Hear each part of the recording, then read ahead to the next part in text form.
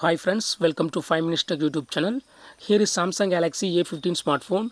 In this video, you will learn how to check data usage in your phone Samsung Galaxy A15.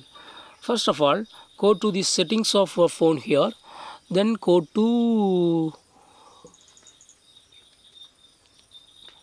connections, and here select data usage, and here select mobile data usage, and here you can find out for this month 1.5 GB used. Okay, so total usage for this month is 1.5 GB.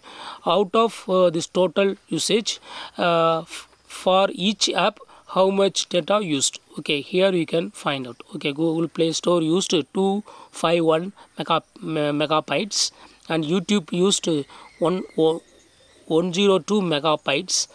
So for each and every app data usage are showing here.